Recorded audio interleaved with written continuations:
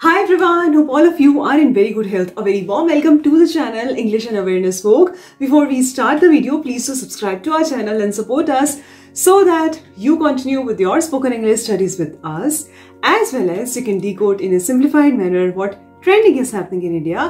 तो ऐसी ही latest trending story के साथ हम ये वीडियो स्टार्ट करते हैं। तो चलिए मेरे साथ देखिए क्या लिखा है। तो पीएम नरेंद्र मोदी ने ये घोषणा कर दी है कि man on moon by 2040 PM sets space target. ठीक है, जो ग्लोबल स्पेस मार्केट अभी तक ऑक्युपाई की गई थी चाइना और यूएस के द्वारा, तो अब ये टारगेट 2040 तक सेट हुआ है कि इंडिया भी स्पेस में पहुंचे, eyeing a major share of global space market currently dominated by US and China.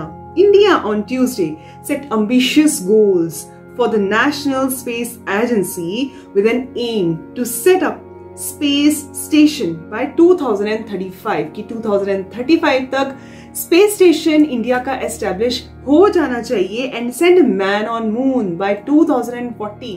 तो ये बहुत ही अचीवमेंट वाली बात बोल दी मोदी जी ने, तो हम उम्मीद करते हैं एंड वी रियली होप कि ऐसा ही हो। तो लास्ट वीडियो हमने ये डिस्कस किया था कि इजराइल और गजा के बीच में बहुत ही अनफॉर्चुनेट फाइट हो रही है, वॉर हो रही है। ठीक है, उसके बारे में ट्रेंडिंग स्टोरी क्या है, तो चलिए देखते हैं। At least 500 persons were killed in an Israeli airstrike on a hospital in Gaza Strip on Tuesday evening. ठीक है, तो देखिए कितना अनफॉर्चुनेट इंसिडेंट हुआ है एक हॉस्पिटल के ऊपर। मतलब ये लोग हॉस्पिटल्स को, स्कूल को, ठीक है, वहां पर भी ये लोग मर्सीलेसली अटैक्स कर रहे हैं। तो गजा स्ट्रिप में एक हॉस्पिटल था जिस पर एयर स्ट्राइक हुई, जिसकी वजह से बेचारे जो 500 जो लोग थे वो अनफॉर्चुनेटली उनको नुकसान पहुंचा है। Health ministry official state. आगे देखिए क्या लिखा है। The announcement about Biden's visit was made by US secretary of state Antony Blinken after emerging from an 8-hour meeting with PM Netanyahu. PM Netanyahu जो है वो इजराइल के जो प्राइम मिनिस्टर हैं, जो यूएस के सेक्रेटरी हैं एंटनी ब्लिंकन जिनका नाम है, ठीक है, वो भी इजराइल गए हुए थे। उनकी मीटिंग थी वहां के जो इजराइल के पीएम के साथ, जिनका नाम देखिए लिखा हुआ है बेंजामिन नेतान्याहू। ठीक है, उसके दौरान भी, मतलब मीटिंग के दौरान भी जो है वो इतने अटैक्स जो तेल अवीव पे बंद नहीं हुए, और उन्होंने ही तब जो बाइडेन है, जो यूएस के प्रेसिडेंट हैं, उनके आने की जो न्यूज है बेसिकली उनको दी थी। Apparently, the Iron Dome intercepted some rockets while others fell harmlessly. जिसका मतलब है कि जहां पे जो यूएस के सेक्रेटरी हैं एंटनी ब्लिंकन, वो इजराइल के जो प्राइम मिनिस्टर हैं बेंजामिन नेतन्याहू, उनके साथ मीटिंग कर रहे थे। वहां पे वो जो एक स्ट्रक्चर था, जो मीटिंग वेन्यू था, वो एक स्ट्रक्चर था, वो आयरन डोम का बना हुआ था। तब भी उनकी प्रेजेंस में भी रॉकेट्स गिरना वहां बंद नहीं हुए। तो हुआ ये कि जो आयरन डोम था कि कुछ तो रॉकेट्स उसने कैच कर लिए और कुछ जो है वो नीचे गिर गए। देखिए आगे क्या लिखा है। The fate of 250 kidnapped Israelis and foreigners hung in balance with Hamas stating that they would be freed only if Israel released all their 6,000 Palestinians in its prisons. So basically यही जो है असली रीजन है झगड़े का, कि जो captives हैं कुछ हमास की तरफ से हैं, कुछ इजरायलीज की तरफ से हैं। ठीक है, कुछ इजराइल में पैलेस्टाइन्स जो है वो कैप्टिव बने हुए हैं, और जो गजा स्ट्रिप में, गजा में कुछ इजरायलीज हैं जो कैप्टिव बने हुए हैं हमास के द्वारा। जैसे मैंने पहले भी बताया था, हमास को लेकर मिक्स नहीं होना।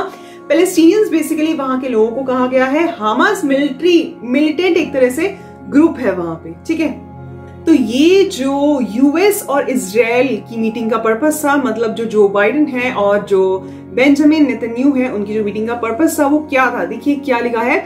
Biden gives clean chit to Israel. ठीक है, उन्होंने इजराइल को क्लीन चिट दे दी है कि इस वॉर में इजराइल की कोई गलती नहीं है। बेसिकली इसका सादा मतलब ये होता है, Arab leaders refuse to meet him. ठीक है, जो अरब लीडर्स हैं, मतलब कि जो गजा स्ट्रिप में रहने वाले लोग हैं, ठीक है, उन्होंने मना कर दिया मिलने से यूएस के प्रेसिडेंट को, जो बाइडेन को। देखिए आगे क्या लिखा है। US US President Joe Biden left Israel for the US after Arab leaders refused to meet him. तो जो US प्रेसिडेंट है, जैसे कि अभी हमने डिस्कस किया कि US प्रेसिडेंट जो इजराइल गए हुए थे, जो इजराइल के जो प्राइम मिनिस्टर हैं उनको मिलने, तो जब वो US के लिए रवाना हुए तो बीच में उन्होंने सोचा कि अरब लीडर्स को मिलते जाते हैं, लेकिन उन्होंने साफ साफ मना कर दिया क्योंकि एक भयंकर हॉस्पिटल के ऊपर स्ट्राइक हुई थी, वो भी अभी हमने डिस्कस किया, ठीक है। इसके चलते जो गजा स्ट्रिप में जो अरब लीडर्स हैं उन्होंने बिल्कुल साफ मना कर दिया कि हम यूएस प्रेसिडेंट से नहीं मिलेंगे। तो बेसिकली बात ऐसी थी कि यूएस प्रेसिडेंट ने सोचा, जो बाइडेन ने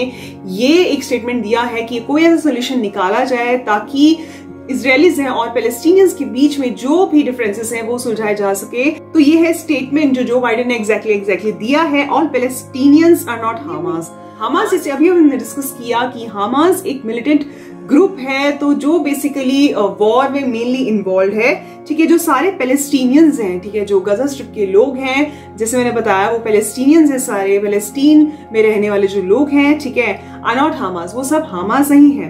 late me make myself clear, ये स्टेटमेंट मैं पढ़ रही हूँ जो बाइडेन ने दिया है।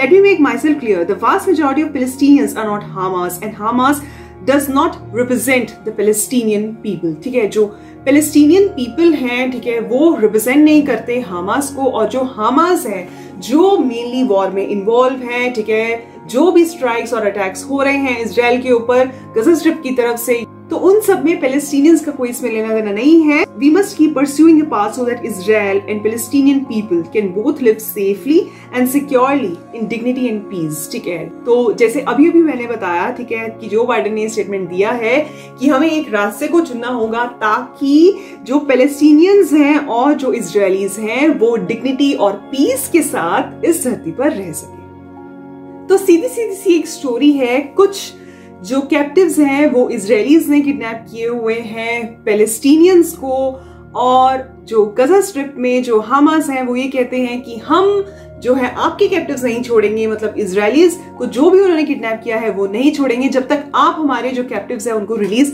नहीं करते। तो बेसिकली ये स्टोरी बनी हुई है जिसकी वजह से इतनी अनफॉर्चुनेट तरीके से वॉर हो रही है। तो आप लोग इसके बारे में क्या सोचते हैं कि क्या सोल्यूशन निकाला जाना चाहिए, तो कमेंट सेक्शन में मुझे जरूर बताइएगा।